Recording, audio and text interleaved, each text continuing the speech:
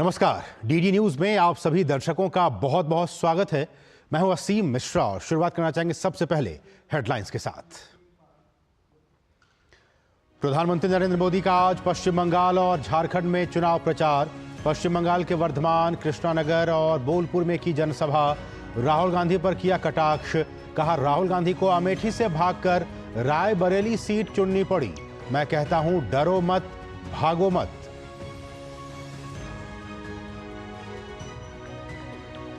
रोचक हुआ रायबरेली और अमेठी का रण।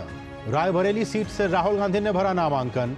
स्मृति ईरानी ने साधा राहुल गांधी पर निशाना, कहा हार के डर से अपने प्रॉक्सी उम्मीदवार को चुनावी मैदान में उतारा। सभी दलों के स्टार प्रचारक मैदान में। भाजपा के लिए अमित शाह कर्नाटक, महाराष्ट्र और गोवा में, तो जेपी नड्डा की गुजरात में रैली और रोड शो। प्रियंका और मल्लिकार्जुन खड़गे ने संभाली कांग्रेस की कमान। अखिलेश यादव का मैनपुरी में चुनाव प्रचार। 20 मई को 5वें चरण के लोकसभा और ओडिशा विधानसभा चुनाव के लिए नामांकन का आखिरी दिन। रायबरेली से भाजपा उम्मीदवार दिनेश प्रताप सिंह, कैसरगंज से करण भूषण सिंह ने भरा पर्चा, तो कांग्रेस के केएल शर्मा ने, अमेठी से राज बब्बर ने गुरुग्राम सीट के लिए किया नामांकन।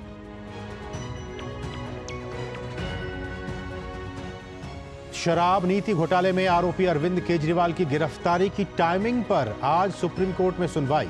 दिल्ली हाई कोर्ट ने मनीष सिसोदिया की जमानत याचिका पर ईडी और सीबीआई को जारी किया नोटिस।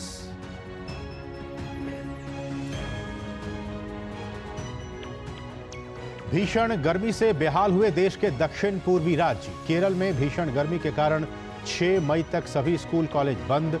तेलंगाना, ओडिशा, बंगाल और बिहार में भी लू के थपेड़े। कर्नाटक के कुछ इलाकों में हुई बारिश ने दिलाई राहत।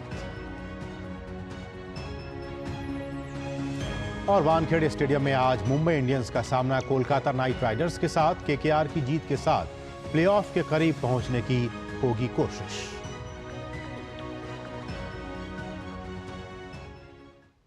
और बुलेटिन में सबसे पहले बात करते हैं 24 की चुनौती की।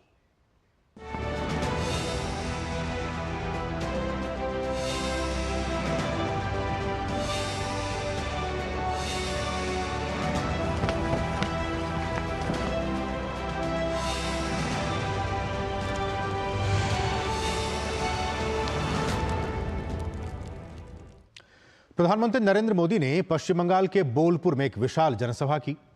पीएम ने भ्रष्टाचार और तुष्टीकरण को लेकर कांग्रेस टीएमसी पर जोरदार प्रहार किया। पीएम ने यूपीए काल और बंगाल की वर्तमान ममता सरकार के घपलों, घोटालों पर जमकर निशाना साधा।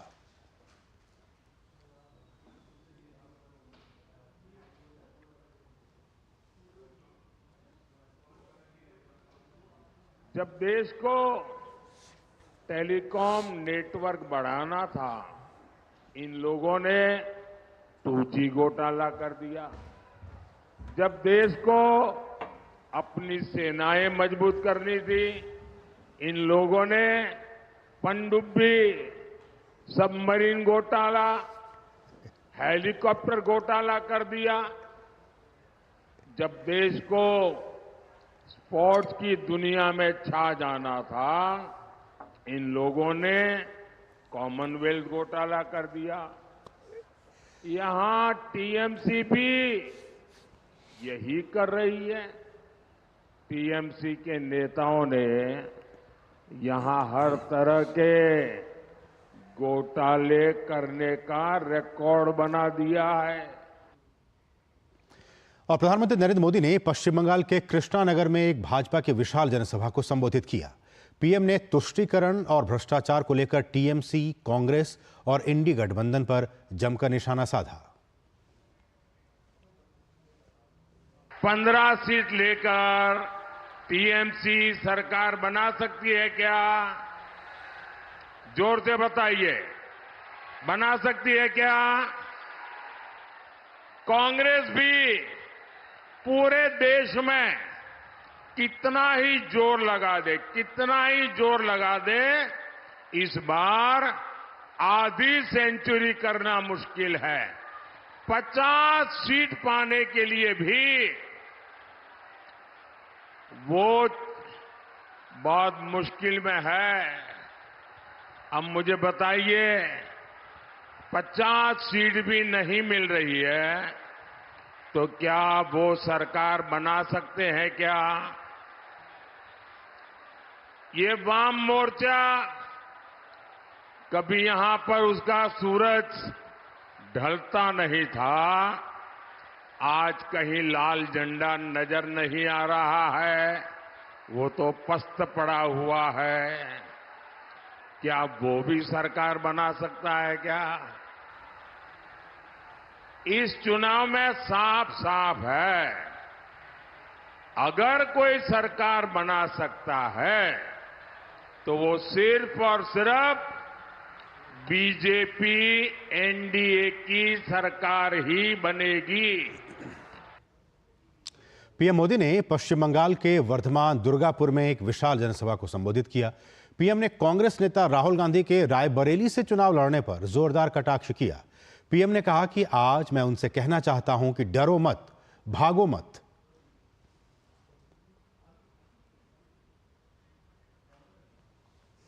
मैंने कहा था इनकी सबसे बड़ी नेता चुनाव लड़ने की हिम्मत नहीं करेगी, वो डर के मारे भाग जाएगी। और वो भाग करके राजस्थान गई और राजस्थान से राज्यसभा में आई और हुआ भी यही। मैंने पहले ही बता दिया था कि शाहजादे वायनाड में हारने वाले हैं और हार के डर से जैसे ही वायनाड में मतदान समाप्त होगा वो दूसरी सीट खोजने लग जाएंगे। और अब दूसरी सीट पर भी उनके सारे चेले चपाटे कह रहे थे अमेठी आएंगे, अमेठी आएंगे, लेकिन अमेठी से भी इतना डर गए, इतने डर गए, वहां से भागकर अब रायबरेली में खोज रहे हैं रास्ता। ये लोग घूम घूम कर सबको कहते हैं डरो मत। मैं भी आज उन्हें कहता हूं और बड़े जी भर के कहता हूं, अरे डरो मत, भागो मत। और यहां रुके एक बहुत ही छोटे से ब्रेक के लिए। आप देखते रहिए डीडी न्यूज। अरे ममता, कहाँ जा रही है भरी दोपहरी में? कहीं नहीं माँ, बस वोट डाल कर आई। बाहर धूप देख रही है? तुम इतनी कड़ी धूप में मीलों चलकर पानी लेने जाती थी और आज हमारे घर में खुद पानी चलकर आता है। अरे माँ, जिसने घर तक नल से जल पहुँचाया है उसको वोट देने के लिए धूप छांव थोड़ी ना देखेंगे। चलो माँ, साथ चलते हैं। जिसकी गारंटी ने जिंदगी संवारी, उसको वोट देने की गारंटी हमारी। कमल का बटन दबाएं, भाजपा को जिताएं। तुम्हें पता है इन्वेस्टर्स के लिए एक इन्वेस्टर प्रोटेक्शन फंड होता है IPF, लेकिन अगर तुम्हारा ट्रेड एक्सचेंज पर एग्जीक्यूट नहीं हुआ या फिर कोई गारंटीड रिटर्न्स वाली स्कीम है तो ये IPF आपकी मदद नहीं कर सकता है। और अगर आपका ब्रोकर ही डिफॉल्टर बन जाए तो फिर IPF आपको कॉम्पेंसेशन दिला सकता है। कहां से सीखा? NSE की साइट पर। समझ कर इन्वेस्ट कर। और ब्रेक के बाद आपका फिर से स्वागत है। बढ़ेंगे आगे खबरों में। गांधी परिवार की परंपरागत सीट रायबरेली से कांग्रेस नेता राहुल गांधी ने आज नामांकन दाखिल कर दिया है। नामांकन के समय राहुल गांधी के साथ कांग्रेस अध्यक्ष मल्लिकार्जुन खड़गे और वरिष्ठ कांग्रेसी नेता सोनिया गांधी और कांग्रेस की महासचिव प्रियंका गांधी भी मौजूद थीं। हालांकि इस दौरान गठबंधन के साथी और समाजवादी पार्टी के प्रमुख अखिलेश यादव के नहीं पहुंचने से भी कई सवाल उठ रहे हैं।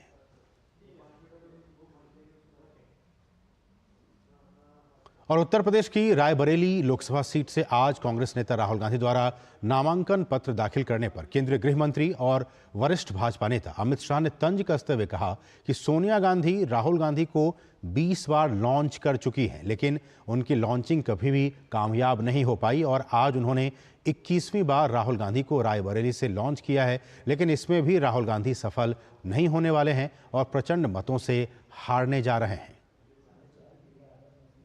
राहुल बाबा नाम के यान को सोनिया जी 20 बार लॉन्च कर चुकी है, मगर लॉन्चिंग इनकी सफल नहीं हुई है।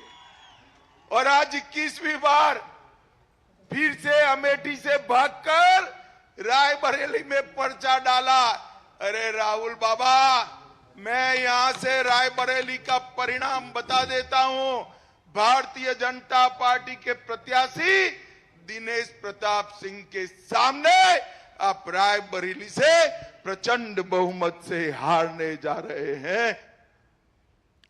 और राहुल गांधी के रायबरेली से चुनाव लड़ने को लेकर भाजपा नेता और केंद्रीय मंत्री अनुराग ठाकुर ने कटाक्ष किया है। उन्होंने कहा है कि वायनाड में हार के डर से राहुल गांधी अब रायबरेली से भी चुनाव लड़ रहे हैं, लेकिन रायबरेली की जनता भी उन्हें यहां से भगाने का ही काम करेगी। डरो मत, डरो मत, डरो मत, ये कह कर राहुल गांधी जी ने मीडिया के खूब सुर्खियां बटोरी, खूब चैनल में चले, लेकिन खुद इतने डरे सहमे। पहले अमेठी छोड़ा, वायनाड पहुंचे। अब वायनाड की हार से इतना डर गए कि वापस अमेठी में हार दिख रही है, तो अब अमेठी भी नहीं आए, रायबरेली चले गए। लेकिन रायबरेली में भी हार होगी। डरो मत राहुल जी, जनता वहां पर भी आपका सुपड़ा साफ ही करेगी। और वहीं केरल भाजपा के प्रदेश अध्यक्ष ने कांग्रेस नेता राहुल गांधी के रायबरेली लोकसभा सीट से चुनाव लड़ने की भी आलोचना की है। के सुरेंद्रन ने यह भी कहा है कि इस बार राहुल गांधी वायनाड और रायबरेली दोनों ही जगहों से हारने जा रहे हैं। During election time, what we said, it is true now. Our stand is vindicated. Rahul Gandhi betrayed Wayanad people. He said in Wayanad that Wayanad is my family and my second home is Wayanad. Now he selected Raebareli. This time Wayanad and Raebareli he will lose. Definitely Rahul Gandhi will lose in Wayanad and he will not win in Raebareli also। और कांग्रेस प्रत्याशी KL Sharma ने लोकसभा चुनाव के लिए UP के अमेठी से पर्चा आज दाखिल कर दिया। भाजपा ने अमेठी से स्मृति ईरानी को चुनावी मैदान में उतारा है। यहाँ का रंग जनता के हाथ में है, किसको जिताएगी किसको हराएगी। तो हम लोग मेहनत करेंगे क्योंकि हमारा संगठन यहाँ पे पहले से काम कर रहा है और हम उसी के बल पे हम लोग यहाँ पे चुनाव लड़ेंगे और जनता के बल पे चुनाव। इलेक्शन तो फॉर्मेलिटी है क्योंकि आज अंतिम दिन था, आज के बाद इलेक्शन शुरू हो जाएगा। जनता अपने मन में धारणा बना लेती है कि हमारा जो पहले का चुनाव था वो सही था या गलत था। यहाँ की जनता हमारे दिल में बैठी है। और कांग्रेस नेता प्रियंका गांधी ने अमेठी की जनता को संबोधित करते हुए कहा कि कांग्रेस उम्मीदवार केएल शर्मा अमेठी से चुनाव लड़ रहे हैं। ये पिछले 40 वर्षों से आप लोगों की सेवा कर रहे हैं और आपकी हर समस्या से अवगत हैं। हम एक बार फिर से अमेठी में सेवा की राजनीति और सच्चाई की राजनीति वापस लाना चाहते हैं। आप सबको मालूम है कि किशोरी जी यहाँ से चुनाव लड़ेंगे। हर कार्यकर्ता को जानते हैं, पहचानते हैं और यहाँ की जो समस्याएं हैं, यहाँ की जो मुश्किलें हैं, उनको अच्छी तरह से जानते हैं। हम अमेठी में एक बार फिर सच्चाई की राजनीति और सेवा की राजनीति वापस लाना चाहते हैं। और राहुल गांधी के अमेठी सीट छोड़कर रायबरेली से चुनाव लड़ने को लेकर स्थानीय लोगों का कहना है कि राहुल गांधी अमेठी में हार के डर से रायबरेली आए हैं। राहुल गांधी यहाँ चुनाव लड़ने आए हुए हैं। कहा जाता था कि प्रियंका गांधी मान रहे थे आएंगी। कैसी लड़ाई देखते हैं रायबरेली? बिल्कुल हार गए राहुल गांधी। क्यों हार गए? बिल्कुल बहुत बुरी तरह हार गए, क्योंकि छोड़ देंगे रायबरेली। जब छोड़ देंगे तो क्यों उनको दे दिया जाएगा? डर के मारे आए हैं कि वहाँ जगह नहीं मिली ना, इसीलिए यहाँ चले आए हैं और यहाँ भी भागेंगे। वहाँ जमानत जब्त हो जाएगी। अमेठी की जनता ने जमानत जब्त किया है, इनकी इस बार जमानत जब्त हो जाएगी। इनकी माताजी जीती थी, 5 साल में एक बार भी यहाँ पे नहीं आई, यहाँ तक का सर्टिफिकेट तक लेने नहीं आई है।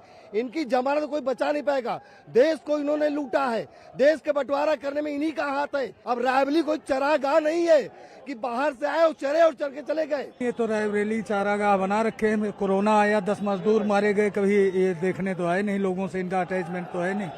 ये तो फिल्मी हस्तियों की तरह आए, हाथ दिखाए चले गए। न 5 साल इनकी महतारी है, न 5 साल ही है, आज चले आए लड़े। युवा ऐसे व्यक्ति को चुनना चाहता है जो अपने बीच का हो, ना कि ऐसे लोग जो दिल्ली जाने से पहले लोगों को टिकट कराना पड़े और वहां मिलने के लिए एक ऐसे व्यक्ति को चुनना पड़े जो केएल शर्मा, जो कि अमेठी का प्रत्याशी बना है, वो भी नहीं मिलता था प्रतिनिधि के रूप में, लूट करके रायबरेली और अमेठी लूटने का काम करेगा। और राहुल गांधी को युवाओं ने पूरी तरीके से नकार दिया है, उसका पुतला फूकेंगे हम लोग और उसके वापस जाओ के नारे लगाएंगे। अभी अमेठी से और रायबरेली से बीजेपी के प्रत्याशी दिनेश सिंह ने अपना नामांकन पत्र आज दाखिल कर दिया।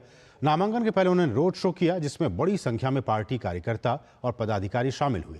उन्होंने कहा कि रायबरेली के साथ सोनिया गांधी और प्रियंका गांधी ने धोखा किया है।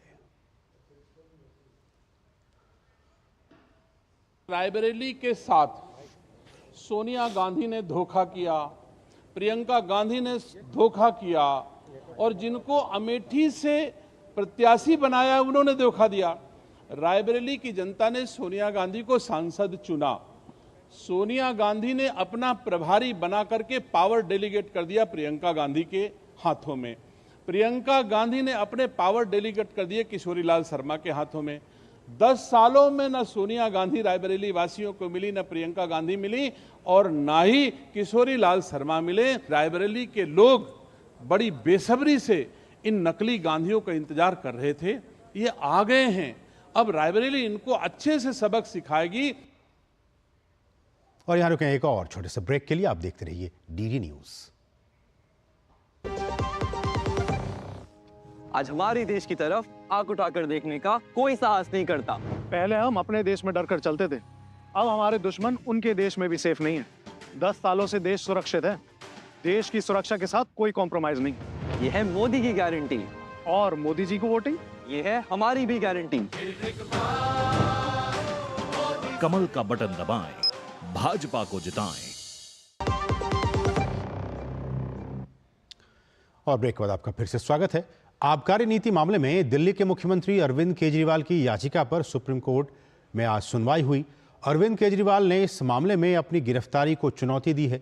सुप्रीम कोर्ट ने कहा है कि सुनवाई में अगर वक्त लगता है तो कोर्ट केजरीवाल की अंतरिम जमानत पर विचार करेगी।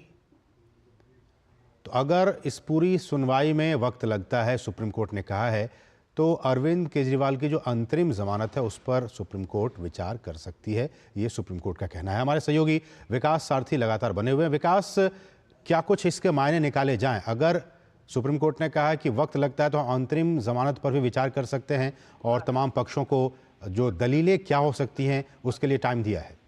बिल्कुल असीम, इसमें जब आज सुप्रीम कोर्ट में सुनवाई हुई तो अभिषेक मनु सिंघवी की ओर से चुनौती दी गई कि केजरीवाल के खिलाफ जो पूरा मामला है वो इररेलेवेंट मटेरियल्स पर पूरी तरह से बेस्ड है और इस वजह से उन्होंने यहाँ पर सबसे बड़ी फर्क है कि उन्होंने जमानत याचिका नहीं दी हुई है, बल्कि उन्होंने सीधे सीधे मामले को खत्म करने के लिए एक पिटीशन फाइल की हुई है। इस बीच जब दलीलें चलती रही तो कोर्ट ने पहले अभिषेक मनु सिंघवी को सुना, उसके बाद ईडी के वकील जो additional solicitor general SP Raju हैं उनकी दलीलों को भी कोर्ट ने सुना, जिसमें काफी तकनीकी पहलू हैं असीम, जिन पर बहस लंबी चल सकती है, जिस पर जस्टिस संजीव खन्ना ने कहा कि हमें ऐसा लगता है कि ये सुनवाई अभी और खींचेगी, क्योंकि बार बार अरविंद केजरीवाल के वकीलों की ओर से भी ये कहा जा रहा है कि चुनाव के चलते उनकी टाइमिंग पर जो सवाल उठाए जा रहे हैं उसके मद्देनजर, हालांकि कोर्ट ने कोई आश्वासन नहीं दिया है कि अरविंद केजरीवाल को अंतरिम जमानत दे ही दी जाएगी, लेकिन कोर्ट ने जरूर कहा कि ये जो मसला है अगर इससे सुनवाई और लंबी खिंचती है तो अंतरिम जमानत पर कोर्ट विचार करेगा। मंगलवार को कोर्ट इस पर सुनवाई करेगा और तब इस दोनों पक्ष के वकीलों की जो भी जिरह है अंतरिम जमानत को लेकर के वो हो सकती है, क्योंकि दिल्ली में चुनावों को लेकर के टाइमिंग पर बार बार सवाल उठाए जा रहे थे अरविंद केजरीवाल के वकीलों की ओर से। इस पर कोर्ट ने लगता है कि एक फेयर और बैलेंस तरीके से इस मसले को कैसे देखा जाए, उसके मद्देनजर ये आश्वासन दिया है कि अगर समय लगता है ईडी की दलीलों में अभी और तो कोर्ट इंटरिम बेल पर विचार करेगी। ये आप कह सकते हैं कि एक पहली बार कुछ सकारात्मक एक खबर कोर्ट से अरविंद केजरीवाल कैंप को मिली। बिल्कुल, तो ये एक पॉजिटिव न्यूज़ कह सकते हैं आम आदमी पार्टी के खेमे के लिए कि सुप्रीम कोर्ट कम से कम ये कहने पर अब विचार कर रही है कि हम अंतरिम जमानत पर भी विचार कर सकते हैं। बहुत बहुत शुक्रिया विकास इन तमाम ताज़ा अपडेट्स को हम तक पहुंचाने के लिए। एक बार फिर से हम रुख करते हैं जो चुनावी हलचल है, चुनावी खबरें हैं उस तरफ। भाजपा के वरिष्ठ नेता अमित शाह ने महाराष्ट्र के रत्नागिरी में एक जनसभा को आज संबोधित किया। उन्होंने उद्धव गुट के शिवसेना पर जमकर हमला बोला। आज क्या कि नकली सेना के अध्यक्ष उद्धव ठाकरे वीर सावरकर जी का नाम अपने भाषण में लेने का हिम्मत कर सकते हैं क्या? बोलिए, कर सकते हैं क्या? अगर सावरकर का नाम लेने से शर्म आती है तो काय की शिवसेना के अध्यक्ष उद्धव जी, आप नकली शिवसेना चला रहे हो। असली शिवसेना एकनाथ शिंदे के साथ। और कैसरगंज लोकसभा सीट से बीजेपी उम्मीदवार और बीजेपी के सांसद बृजभूषण शरण सिंह के बेटे करण भूषण सिंह ने अपना नामांकन पत्र दाखिल किया। कैसरगंज सीट पर बृजभूषण का प्रभाव माना जाता है। इस सीट से वो लगातार 3 बार सांसद रह चुके हैं।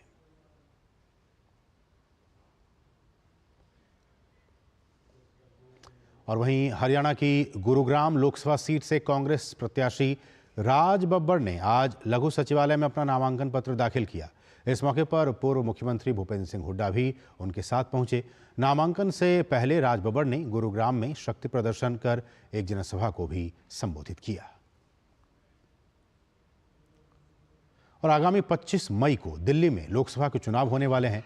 ऐसे में बीजेपी के टिकट पर दक्षिण दिल्ली से रामवीर सिंह विधोड़ी चुनावी मैदान में हैं। दक्षिण दिल्ली से भाजपा के लोकसभा उम्मीदवार रामवीर सिंह विधोड़ी ने शुक्रवार को नामांकन दाखिल करने से पहले राष्ट्रीय राजधानी में श्री गोपाल मंदिर में पूजा की। साथ ही नामांकन के दौरान उत्तराखंड के मुख्यमंत्री पुष्कर सिंह धामी और बीजेपी प्रदेश अध्यक्ष वीरेंद्र सचदेवा समेत तमाम नेता और कार्यकर्ता मौजूद थे और जनता से भाजपा के पक्ष में वोट करने की अपील की। वहीं रामवीर सिंह विधोड़ी ने मोदी सरकार की उपलब्धियों को गिनवाया और बड़े मार्जिन से जीत का दावा किया।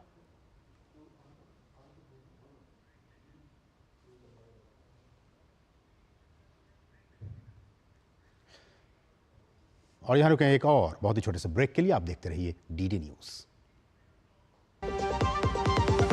कब से हम इंतजार कर रहे हैं, कहाँ थे तुम? सॉरी सिस्टर, वो रास्ते में हमारा वोटिंग बूथ पड़ता है तो बस वोट डालने रुक गया था। वोट? अरे पहले दादाजी को ले जाते, फिर वोट दे आते।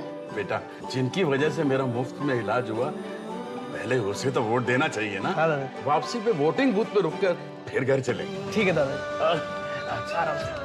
जिसकी गारंटी ने जिंदगी संवारी, उसको वोट देने की गारंटी हमारी।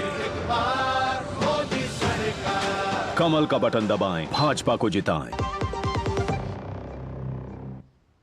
और अब बात गर्मी की, लू की, हीट वेव की। देश के अधिकांश हिस्सों में आसमान से आग बरस रही है। भीषण गर्मी के चलते सामान्य जनजीवन पर असर पड़ा है। मौसम विभाग ने देश के दक्षिणी हिस्सों में भीषण गर्मी जारी रहने का अनुमान व्यक्त किया है। अगले 5 दिनों के दौरान तमिलनाडु, केरल, आंध्रा, महाराष्ट्र, रायलसीमा और गुजरात में लू की स्थिति बने रहने की आशंका है। केरल में लू की चेतावनी और बढ़ते तापमान के बीच शैक्षणिक संस्थान सोमवार तक के लिए बंद कर दिए गए हैं। लोगों से सुबह 11 बजे से दोपहर 3 बजे तक बाहर न निकलने की सलाह दी गई है।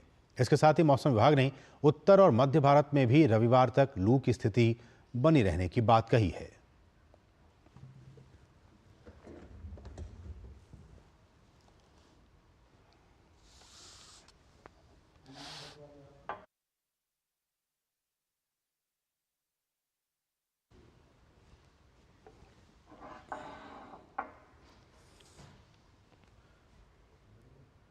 और जब पूरा देश गर्मी और गर्मी की लहर से परेशान है, तब बेंगलुरु शहर के कुछ हिस्सों में आज तेज बारिश हुई है।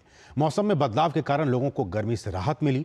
कुछ दिनों पहले तक बेंगलुरु शहर पानी की दिक्कतों का भी सामना कर रहा था।